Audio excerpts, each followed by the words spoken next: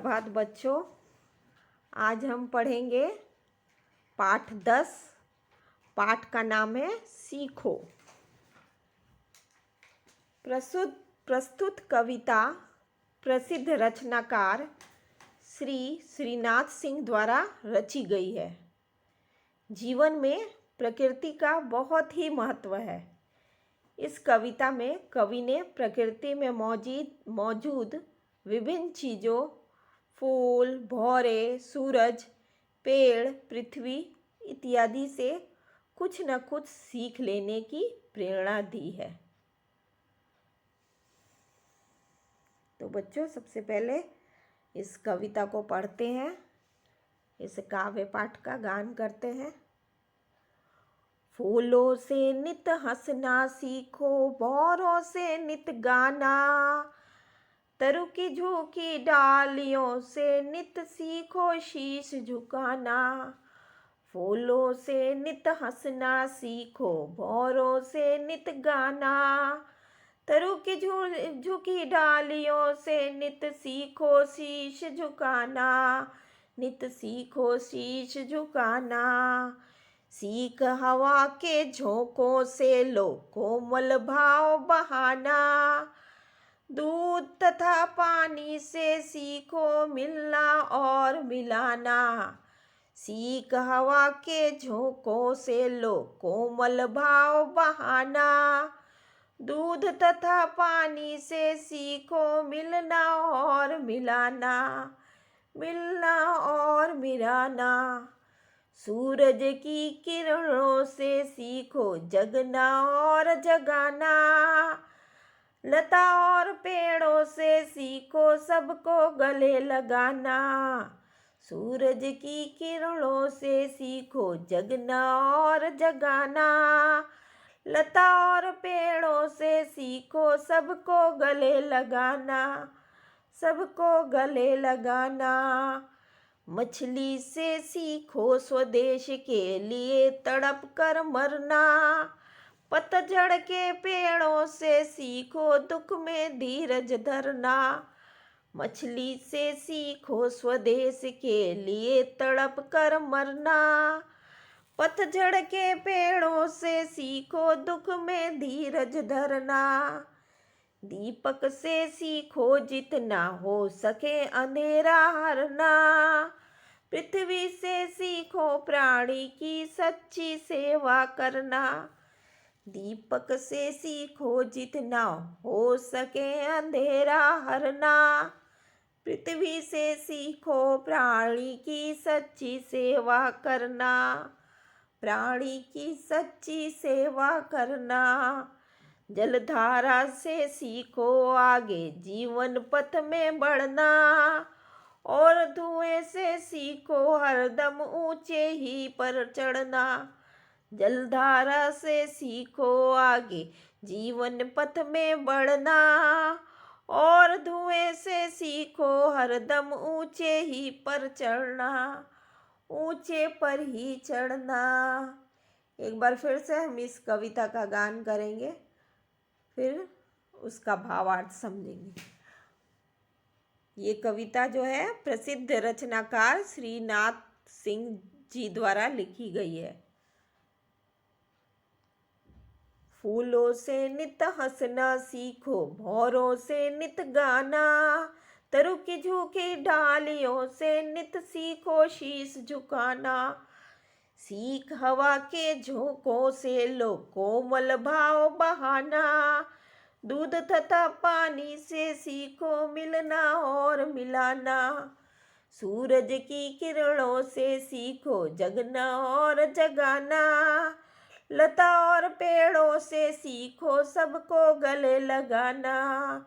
मछली से सीखो स्वदेश के लिए तड़प कर मरना, पतझड़ के पेड़ों से सीखो दुख में धीरज धरना।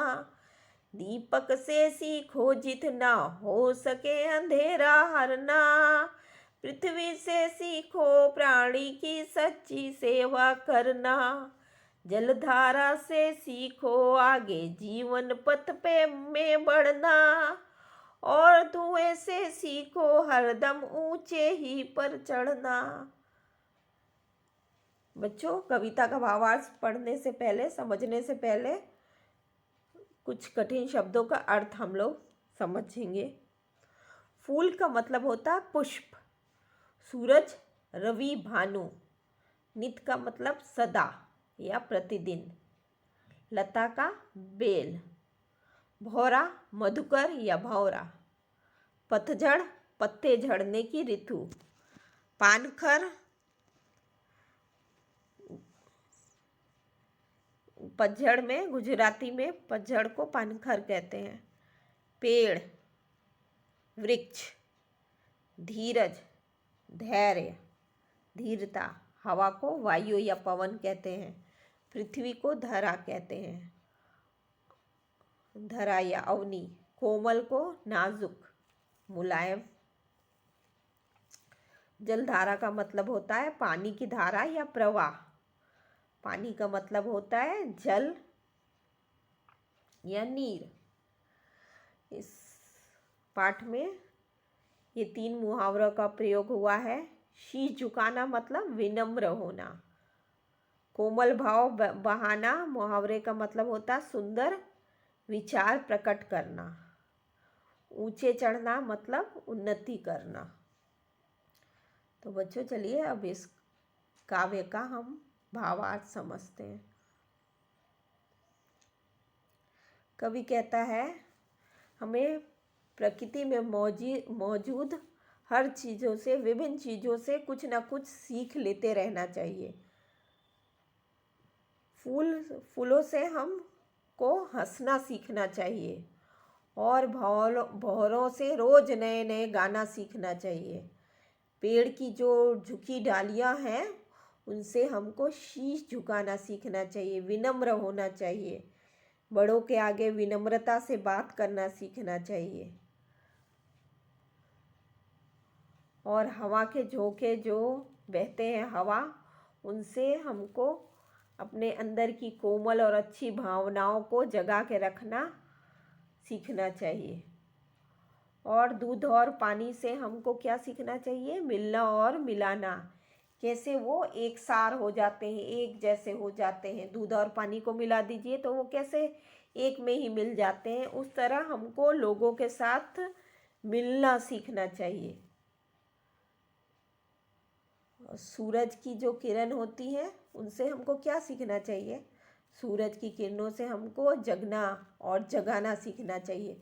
सूरज की किरणें सुबेरे सुबेरे सबको जगाती हैं अपनी प्रकाश फैलाकर। लता और पेड़ों से हमको सबको गले लगाना सीखना चाहिए। लता और पेड़ जो हैं वो बिना भेदभाव के सबको अपने पास, अपने गले लगाती हैं, सबको अपनी छाया देती हैं। और मछली कैसे बिना पानी के तड़प तड़प के मर जाती है, तो वैसे हमको अपने देश के लिए प्रेम रखना चाहिए। देश के लिए कुछ करने की भावना होना चाहिए। अपने देश से इतना प्रेम करना चाहिए जैसे कि मछली पानी से करती है। पतझड़ ऋतु में पेड़ कैसे गिर जाते हैं, पेड़ के पत्ते, और बाद में वसंत ऋतु आने पर पत्ते हरे भरे हो जाते हैं। तो उसी तरह पतझड़ के पेड़ों से हमको सीखना चाहिए कि जब दुख आए तो हमारे अंदर धैर्य होना चाहिए, दुख को सहने का धीरज होना चाहिए, क्योंकि दुख के बाद सुख भी आता है। इसलिए दुख में हमको धीरज धरना चाहिए। दीपक यानी कि दिया से हमको क्या सीखना चाहिए? दिया से हमको ये सीखना चाहिए कि आसपास जो अंधेरा है, जैसे दीपक आसपास के अंधेरा को भगा देता है, प्रकाश फैला देता है, उसी तरह हमको भी अंधकार रूपी अंधेरा को भगा देना चाहिए और ज्ञान का प्रकाश फैलाना चाहिए दीपक के समान। और पृथ्वी से हमको क्या सीखना चाहिए? पृथ्वी जैसे हर प्राणी की सेवा करती है, हमको पानी देती है, हमारा भार सहन करती है, उसी प्रकार पृथ्वी से हमको सबका सच्चे दिल से सेवा करना सीखना चाहिए। जल के प्रवाह से हमको सीखना चाहिए कि जीवन के रास्ते पे हमेशा आगे ही बढ़ते रहना चाहिए। पानी की धारा हमेशा आगे ही जाती है, वो पीछे तो नहीं आती है। उसी तरह हमको जल की धारा ये सिखाती है कि जीवन के रास्ते पर हमको हमेशा आगे की ओर देखना चाहिए, आगे ही बढ़ते रहना चाहिए। और धुएं से हमको ये सीख मिलती है कि हमेशा उन्नति करना चाहिए। ऊंचा धुआं ऊपर की ओर उठता है, उसी तरह हमको भी अपने जीवन में हमेशा उन्नति करनी चाहिए, उन्नति की ओर अग्रसर रहना चाहिए। तो बच्चों, कैसी लगी ये कविता आपको? धन्यवाद बच्चों।